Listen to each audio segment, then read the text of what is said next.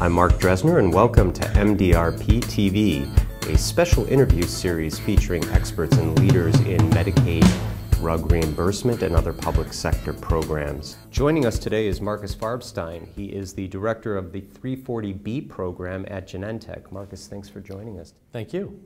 What are the most pressing issues that manufacturers and covered entities are facing today, and what suggestions do you have for addressing those issues? I think everybody these days seems to be focused on program integrity. Program integrity takes many forms, but essentially for covered entities that means that the appropriate patients have access to these deep discount programs. Manufacturers are particularly concerned about two areas. One would be diversion and the other would be duplicate discounts.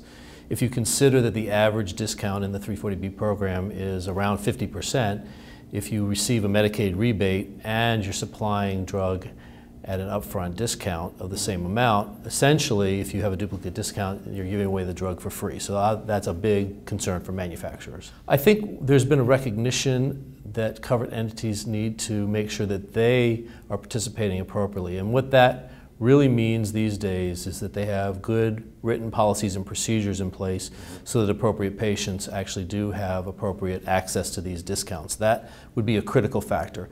Along with that, they need to monitor their program. They can't just sign up and then automatically participate in the program and expect that they get these deep discounts with no obligation on the back end to ensure that it's done properly.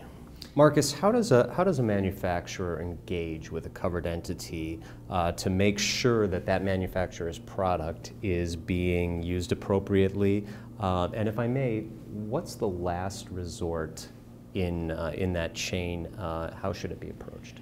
I think that manufacturers now are in a position of looking pretty closely at their sales and sales trends to see if they can spot areas of concern.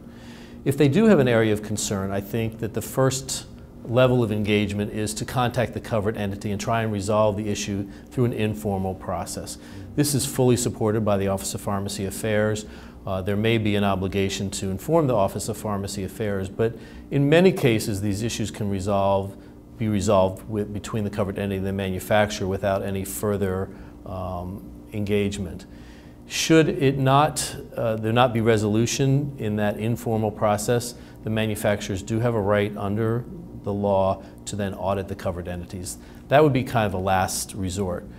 There are implications when you move to an audit, particularly around the time involved and the cost involved, the requirement that you use an outside audit firm to conduct that audit, and involving OPA in approving that audit is a very cumbersome, time-consuming process that would be difficult for a manufacturer or a covered entity to engage in, not the least of which is that a manufacturer may be reluctant to audit one of their customers. So as you said, it certainly is a last resort and perhaps an unpleasant one for all the reasons that you outlined, but nonetheless, it is available. It is available, and I think it is an important tool that manufacturers should engage in because it sends the right message to the community that manufacturers are interested and engaged. Where do you see weaknesses in 340B at this point? Or perhaps a different question might be, if you could change something about 340B right now, what would that be? The definition of a patient. There's been a proposed definition of patient that has been sort of rattling around for a number of years and was withdrawn, and that's something that the manufacturers would welcome because that would give us very good parameters around who is actually qualified to receive 340B product at a deep discount. Right. Terrific. Invaluable insight, lots to think about. Thank you very much for joining and sharing with us today. I really appreciate it, Marc.